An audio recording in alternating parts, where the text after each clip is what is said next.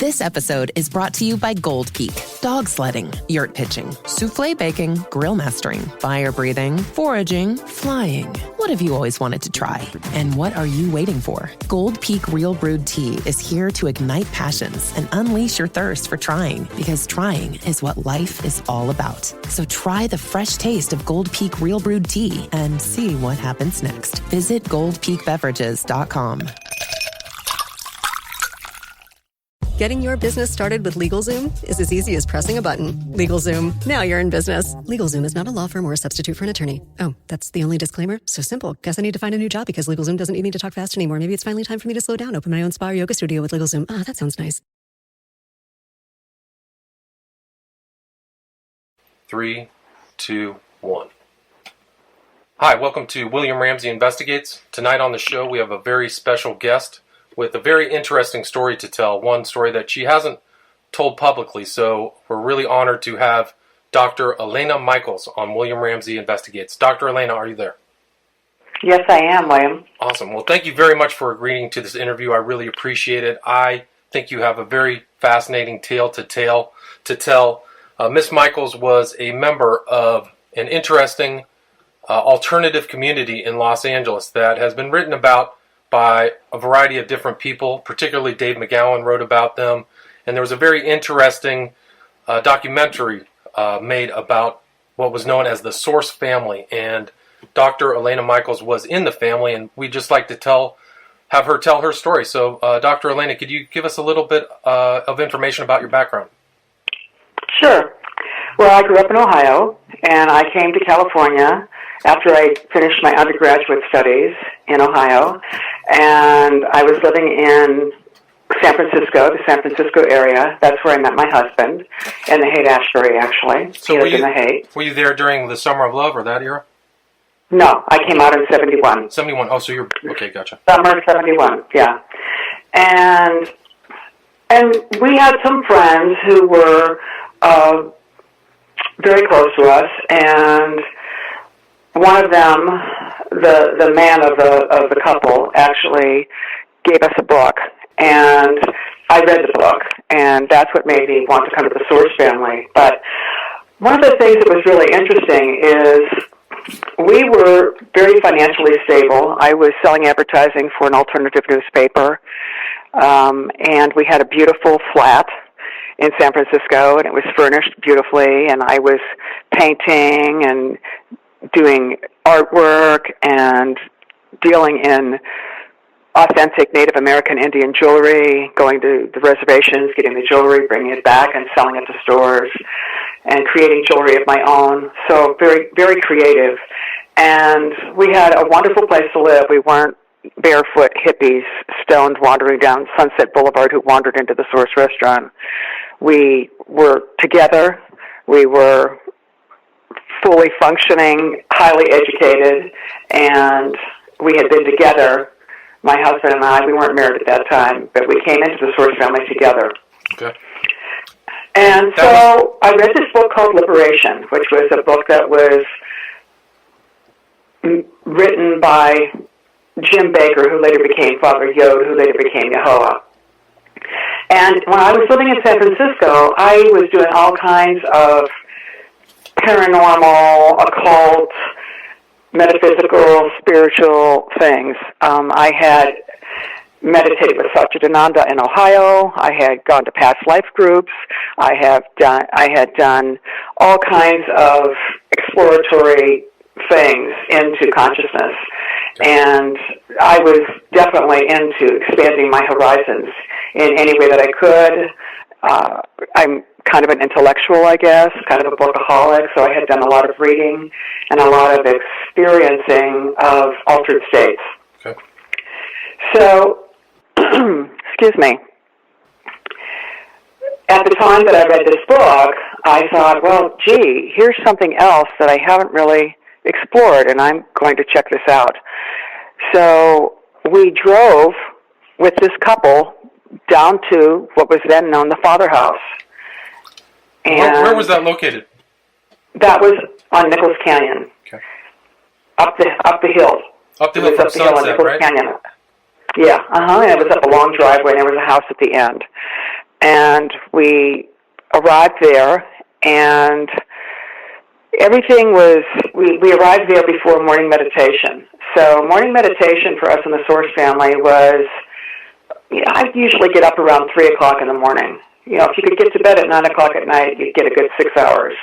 So it was dark, and there were candles everywhere, and the smell of frankincense and incense wafting through the rooms, and beautiful people very quietly. We didn't talk at that time of the morning, so no one was really talking.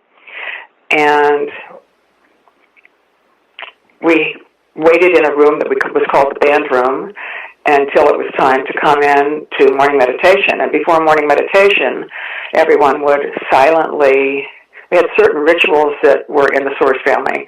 The first thing that would happen is I'll tell you that later after I got into the Source family, but my first visit was I walked into this big, giant, grand room, and there were candles and incense everywhere, and some people were sitting on cushions. No one was talking. And then there was a single file going up to Yahweh's bedroom. Mm-hmm. And I got in line. I was motioned by my friend to kind of get in line. And I got in line and went up into the room. And as I got closer, I could smell the smell of cannabis. And as I inched into the room and it was my turn, I walked into the room and I saw that everybody had knelt down in front of him. He was sitting in a chair. And so when it was my turn to walk into the room, I walked into the room and knelt down in front of him. And he said something like, "Look how beautiful she is," or something like that. And I looked at him, and he looked at me, and the penetration and the connection between us was very, very strong. And he said to me, "What is your name, sweetheart?" And he said, "Is it Rachel?" And I said, "No." And he started laughing. He says, "Oh, that was our last lifetime together." And then he said, "It took you long enough to get here, didn't it? I've been wanting you to come." And that just kind of blew me away. And then there was a pipe that was put in my mouth, and he looked at me as he lit the flame, and I took one inhalation, and the way we did it was called, you take one inhalation for 6 seconds, and then you exhale the name of God, which is Yahweh. So I took the inhalation, and then I exhaled, and I said, Yahweh. And that was it. Boy, I was flying. One inhalation. Went back downstairs. I'm sorry. Well, I was just going to say, was that your first experience with marijuana? No, not at all. How many people were there? I had not at all. Okay. No. So, when I was in college, go ahead, what? I was just going to say, how many people were there in the original house and in his room when you walked up there? When I walked into the room, there were probably, I don't know, maybe 15 to 20 people, maybe 15 people that could see me, 20 people that could see me, because there was the snaking line of people around the doorway, and so not everybody who was on the stairs could look into the room. Gotcha. But when we came downstairs, everybody was sitting down quietly, getting ready, waiting for him to come down. And he came down, and he led morning meditation. And it was amazing. What kind of style of meditation did he practice? Do you know? Yes. Well, all I can tell you, I don't know. It's hard to label it. I would have to say eclectic. He didn't do the standard kind of meditations that I had seen and practiced. He didn't do sitting silent Zen meditation or anything like that. He basically came downstairs and sat in this big chair, and behind him was a big picture window where you could see the lights flickering of the city of Los Angeles, because we were up on a hill. And there was a big gong next to him, big, like, I don't know, maybe 6 feet tall or something like that, and with the big mallet, and a little table next to him, and he just sat down, cross-legged or not cross-legged, and it was different for me because I had the kind of meditations that I had been a part of seemed to have rules, and you had to sit a certain way, and you had to think a certain thing. He just came downstairs and just kind of let it flow. So every morning meditation was like that. It was different every day. And he started by chanting, and everybody chanted along with him. And what he chanted were various phrases. One of them was Yehovah, like it kind of went like this. Yehovah, Yehovah, Yehovah,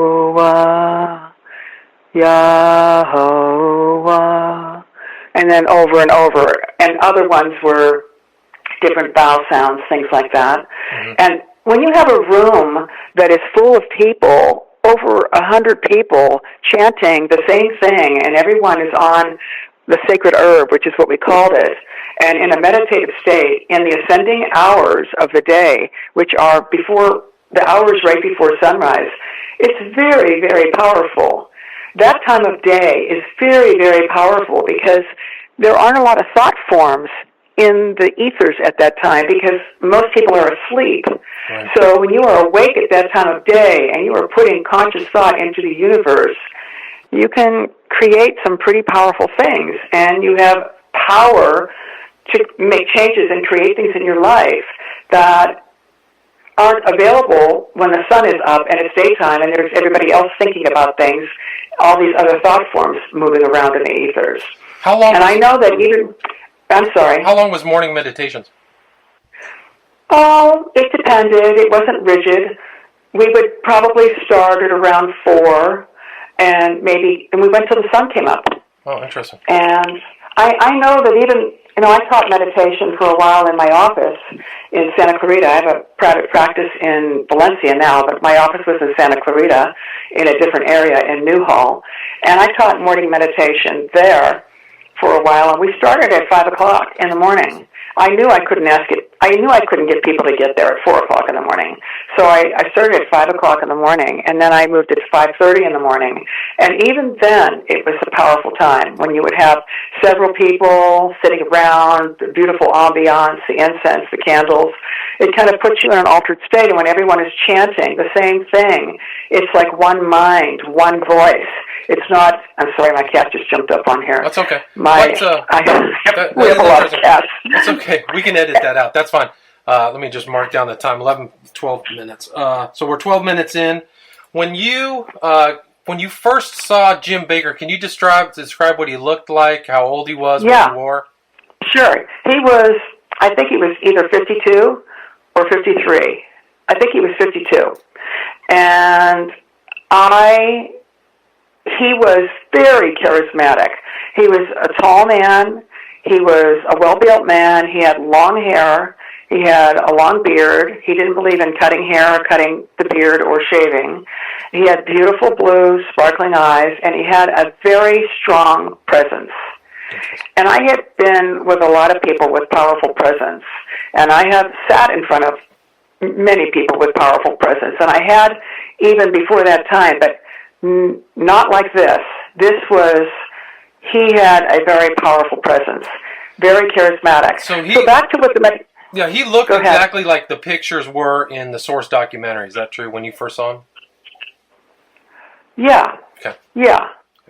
But he had different looks. Sometimes he had a stern look. Sometimes he had a warm, friendly look. Sometimes he had a thoughtful, studious look. He was an avid reader also. So sometimes there was a photo of him with the glasses on or reading or something like that. But he definitely was quite charming, I guess you would say, but charming in a very powerful, otherworldly kind of way. And I knew the moment I met him, when I knelt in front of him and he lit that pipe, I knew I wasn't going to leave him. I knew I was there. I was there for the long haul. And my other life with the beautiful clothes and the jewelry and the fabulous flat full of antiques and the great life in San Francisco, I knew it was going to change radically. I knew. Did you stay there? Did you stay there in Nichols Canyon at his place, or did you go back up to San Francisco? Well, we had the morning meditation, and then after the meditation, he called my husband and I to come and sit in front of him, and he gave us our names. And he looked at me and he said, "This time around, you are Electra."